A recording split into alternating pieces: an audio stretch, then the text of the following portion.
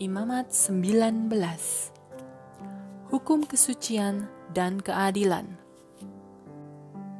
Tuhan menyuruh Musa menyampaikan kepada bangsa Israel perintah ini. Hendaklah kamu suci, karena aku Tuhan Allahmu adalah suci. Setiap orang harus menghormati ayah ibunya dan merayakan hari Sabat seperti yang kuperintahkan. Akulah Tuhan Allahmu. Jangan menyembah berhala, jangan membuat patung dari logam dan menyembahnya. Akulah Tuhan Allahmu. Kalau kamu mempersembahkan binatang untuk kurban perdamaian, ikutilah peraturan-peraturan yang kuberikan, supaya kurban itu kuterima. Dagingnya harus dimakan pada hari binatang itu disembelih atau keesokan harinya. Daging yang masih sisa pada hari yang ketiga harus dibakar habis, karena daging itu haram. Kalau daging itu dimakan juga, kurban itu tidak kuterima. Barang siapa makan daging itu bersalah karena tidak menghargai apa yang dikhususkan untuk aku. Orang itu tidak lagi kuanggap anggota umatku. Kalau kamu panen, janganlah memotong gandum yang tumbuh di pinggir-pinggir ladangmu, dan jangan kembali untuk mengumpulkan gandum yang tersisa sesudah panen. Jangan kembali ke kebun anggurmu untuk mengumpulkan buah-buah anggur yang tertinggal sesudah kamu memetiknya pertama kali. Juga buah-buahnya yang sudah jatuh jangan kamu ambil. Biarkan itu untuk orang miskin dan orang asing. Akulah Tuhan Allahmu. Jangan mencuri, menipu, atau berdusta. Jangan berjanji demi namaku kalau kamu tidak bermaksud menepati janji itu, sebab dengan itu kamu menghina namaku. Akulah Tuhan Allahmu. Jangan memeras sesamamu atau merampas barangnya. Upah seseorang yang bekerja padamu jangan kamu tahan biar untuk 1 malam saja. Jangan mengutuk orang tuli dan jangan menaruh batu sandungan di depan orang buta. Hendaklah kamu hormat dan takut kepadaku, sebab aku Tuhan Allahmu. Kamu harus jujur bila mengadili. Jangan berpihak kepada orang miskin dan jangan takut kepada orang kaya. Jangan menyebarkan fitnah di antara orang-orang sebangsamu, supaya kamu tidak menyebabkan kematian sesamamu manusia. Akulah Tuhan. Jangan dendam terhadap siapapun. Bereskanlah perselisihanmu dengan siapa saja, supaya kamu tidak berdosa karena orang lain. Jangan membalas dendam dan jangan membenci orang lain, tetapi cintailah sesamamu seperti kamu mencintai dirimu sendiri. Akulah Tuhan. Taatilah perintah-perintahku, jangan mengawinkan ternak yang berlainan jenisnya, jangan menanam 2 macam bibit pada sebidang tanah, jangan memakai pakaian yang ditenun dari 2 macam benang. Apabila seorang laki-laki berjanji akan menjual budaknya yang perempuan kepada laki-laki lain untuk dijadikan selirnya, dan orang yang mau membeli budak itu belum membayarnya, lalu pemilik yang semula bersetubuh dengan budak itu, mereka berdua harus dihukum. Tetapi tidak boleh dihukum mati, sebab bagaimanapun juga perempuan itu masih budaknya. Laki-laki itu harus membawa seekor domba jantan ke depan pintu kemahku untuk kurban ganti rugi. Imam harus mengorbankan domba itu dalam upacara penyucian, supaya dosa orang itu diampuni. Maka aku, Allah, akan mengampuninya. Apabila kamu sudah masuk ke negeri Kanaan dan menanam bermacam-macam pohon buah-buahan di sana, maka selama 3 tahun yang pertama, buah-buahnya harus kamu anggap haram dan tak boleh kamu makan. Dalam tahun keempat, semua buahnya harus dipersembahkan untuk menyatakan terima kasihmu kepada aku, Tuhan. Dalam tahun yang kelima, barulah kamu boleh makan buahnya.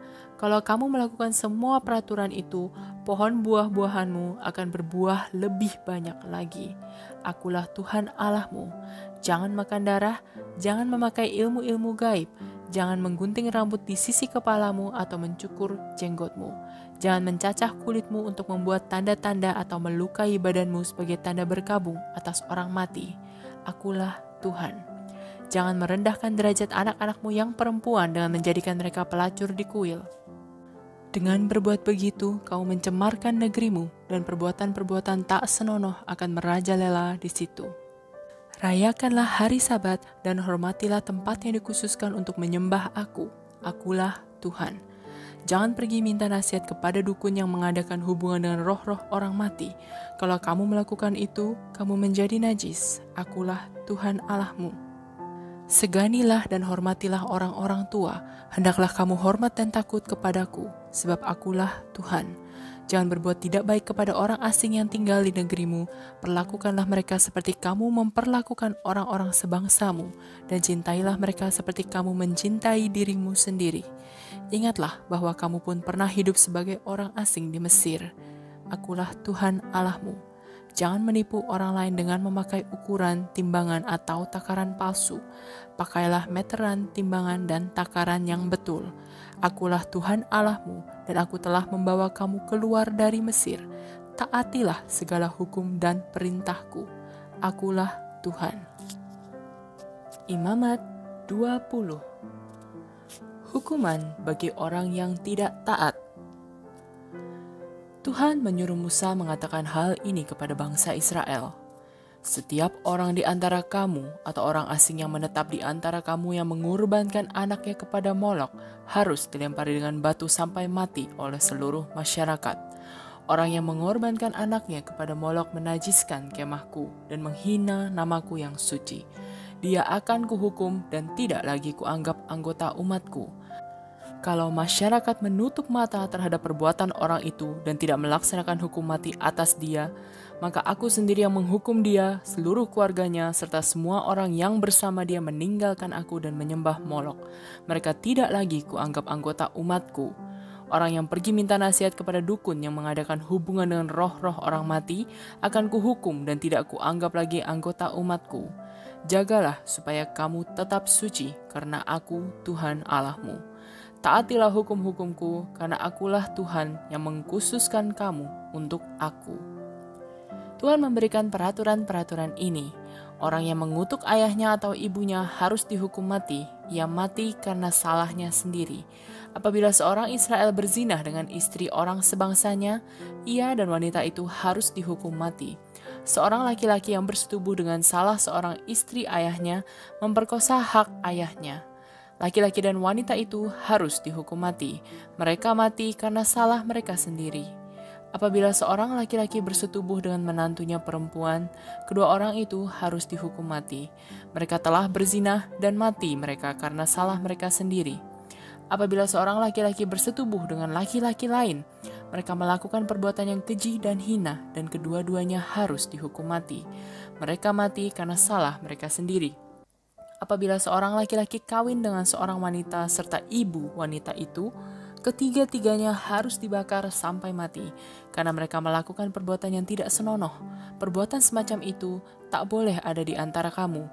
Apabila seorang laki-laki bersetubuh dengan binatang, orang dan binatang itu harus dibunuh.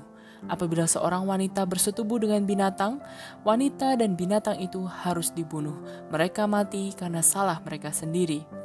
Apabila seorang laki-laki bersetubuh dengan saudaranya perempuan atau dengan saudaranya yang seayah lain ibu atau seibu lain ayah, mereka tidak lagi dianggap anggota umatku. Mereka telah melakukan perbuatan yang tidak senonoh dan harus menanggung akibatnya. Apabila seorang laki-laki bersetubuh dengan seorang wanita yang sedang haid, mereka tidak lagi dianggap anggota umatku. Apabila seorang laki-laki bersetubuh dengan bibinya, kedua-duanya harus menanggung akibat dari pelanggaran itu. Apabila seorang laki-laki bersetubuh dengan istri pamannya, ia menghina pamannya. Laki-laki dan wanita itu harus menanggung hukumannya sampai mati mereka tidak mendapat anak. Apabila seorang laki-laki merampas istri saudaranya, ia menghina saudaranya dan melakukan perbuatan yang tidak senonoh. Sampai mati mereka tidak mendapat anak. Tuhan berkata, "Taatilah semua hukum dan perintahku, supaya kamu tidak diusir dari negeri Kanaan kemana aku membawa kamu. Jangan meniru adat istiadat bangsa yang tinggal di sana. Mereka memuakkan aku dengan segala perbuatan yang jahat.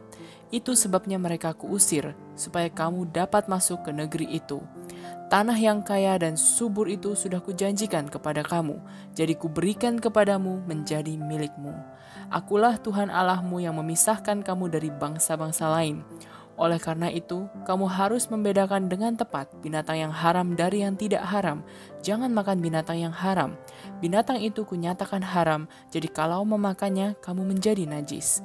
Kamu kupisahkan dari bangsa-bangsa lain supaya menjadi milikku. Kamu harus suci, karena akulah Tuhan dan aku suci. Setiap orang laki-laki atau wanita yang mengadakan hubungan dengan roh-roh orang mati harus dilempari batu sampai mati.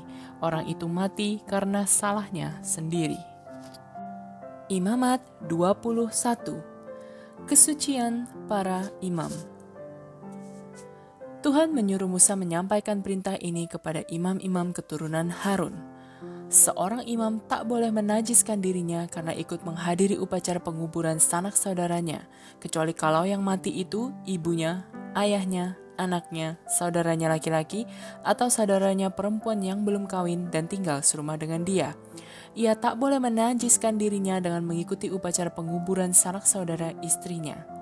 Seorang imam tak boleh menggunduli sebagian dari kepalanya dan tak boleh memangkas jenggotnya atau melukai badannya dengan benda tajam untuk menunjukkan bahwa ia sedang berkabung.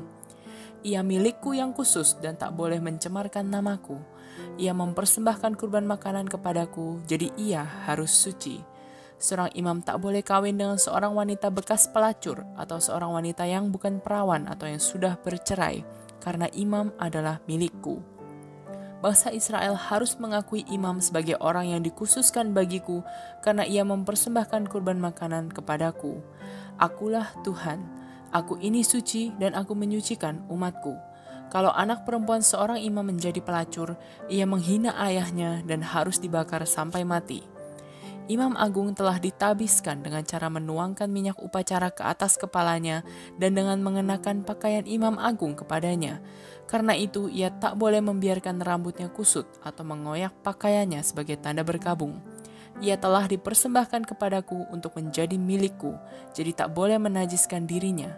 Ia tak boleh juga menajiskan kemahku dengan keluar dari situ untuk masuk ke rumah yang ada jenazahnya, walaupun itu jenazah ayahnya atau ibunya sendiri. Ia hanya boleh kawin dengan seorang perawan dari sukunya sendiri. Ia tak boleh kawin dengan seorang janda atau seorang wanita yang sudah diceraikan atau seorang wanita bekas pelacur. Kalau ia melanggar peraturan itu, maka anak-anaknya yang seharusnya suci akan najis. Akulah Tuhan dan aku telah mengkhususkan dia menjadi imam agung.